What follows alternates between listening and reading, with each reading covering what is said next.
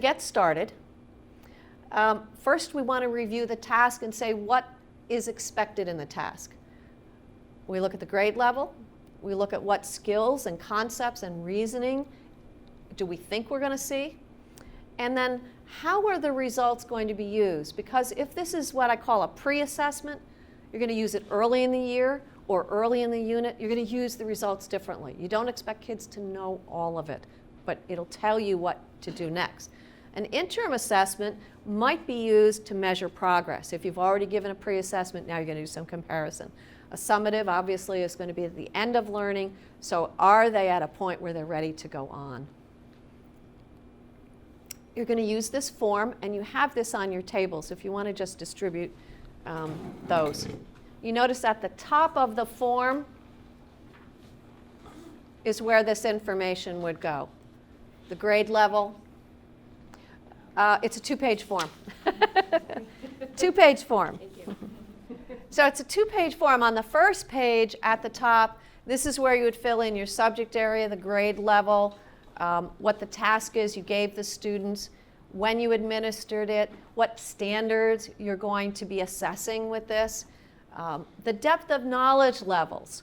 So is it basic routine operations? Is it concepts, which would be DOK2, representations would be DOK2, reasoning gets to DOK3. A good performance task is going to hit all of those. A project might hit DOK4 if it's a longer term project. So you check all of those. And then in this box right here, you would simply write, this is what we would expect to see if a student is able to do this. So it's kind of like once you look at the task, you get a sense of, well, what can they do? So that's where you would review the task expectations. And then you decide, how am I going to use this? So there are different purposes. Most people use it to inform instruction, but we always start with describing what you see. Teacher scribing and student work. Describe what you see or what students tell you. Then you interpret based on what you see in the evidence. What do the students know? What do they need next? What are the implications here? And then you evaluate your next steps. Your next steps might be different depending on your purpose. And that's where we get the DIE. You describe, you interpret. Sometimes we jump to the scoring, and it's good to slow down and spend a little time describing what you actually see. That's what we're going to try to capture today, is the conversation around what you see in the work. So I say there are 6 different purposes. The first is to figure out if it's a good task. Did the task work? If you start to look at student work and you're seeing confusion, you are seeing a response that doesn't really match the question you asked, or you realize what you're seeing isn't really what you intended because you didn't ask the question maybe in a clear enough way, or maybe there was a confusing visual. Something caused the task not to work right. That's a point at which you have to stop and say, maybe we need to change this task in some way before we give it again. Maybe we can't really use this work. Maybe it's really not a fair representation of what kids know. If the task works, you also want to think about scoring rubrics.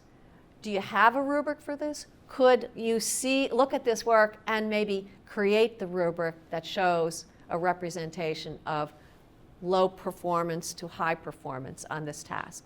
So it will inform your scoring rubrics. You might already have them. You might just be tweaking them with something you see. You didn't expect to see, but oh, you do see it. And I'll share some of those things that in the 2 examples I'm going to give you.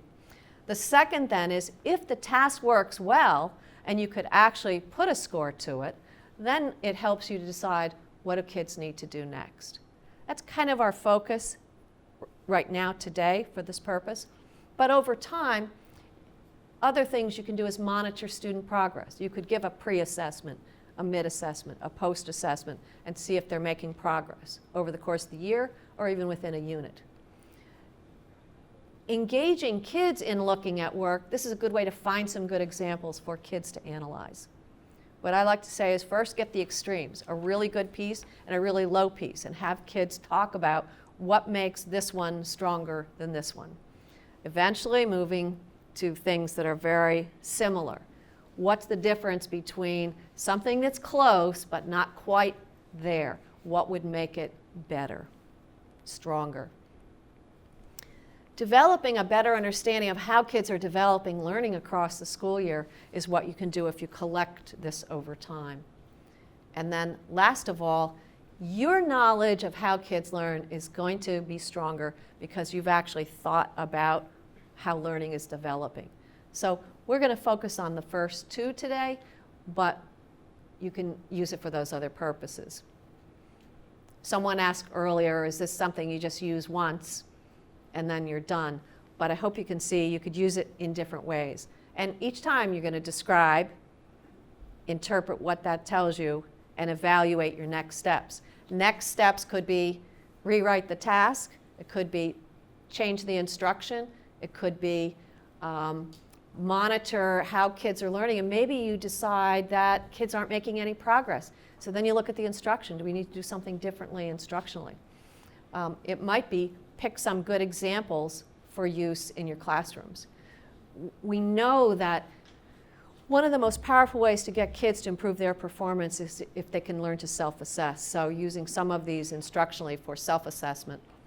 So the purposes are different. We're going to focus on using the student work analysis form to look at, do the tasks work that you brought with you today, and what does that tell us about the next steps for instruction? Okay, so once we look at what the task expects, you're going to be asked to do a quick sort. And I usually say, put them in two piles first. Kids that got it, kids that don't got it yet. That's the first sort. Then if you have kids that were able to do the task, but you see something at a very high level, do a second sort. If you see kids that didn't accomplish the full task, but they're very close, that's one pile, and there are other ones that maybe are on the low end. And so you'll have a chance to sort of look at that range in the samples that I've brought with me today. When you're all done sorting, you want to look at what percent of your class, or maybe a common task across third grade classrooms, what percent are falling into each category. That gives you a sense of where they are at this point in time. You would expect a pre-assessment, this number to be high in the pre-assessment. You would expect in a post-assessment, those numbers to be shifting. Classroom teachers can even write their students' names in those columns, pre-assessment, mid-assessment, post-assessment. They can actually see the names moving. So you're going to compare, when you look at the work, compare what you expect to see with what you actually do see. So for example, in this little example, these students were asked to write about their favorite holiday. What would we expect to see? An opinion, some reasons, some evidence to support it. So now when we look at the work, we're looking for, is there an opinion? Are there some reasons? Is there supporting evidence?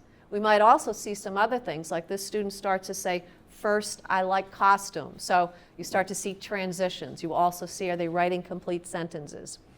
So you're matching what you see, and as you're doing that, you're kind of deciding, did they complete the task successfully? Are they close? Are they sort of on the other end, the low end, they got started and didn't get too far? Or did they do something amazing with the task? Any questions up to this point? Because now we're going to do some practice.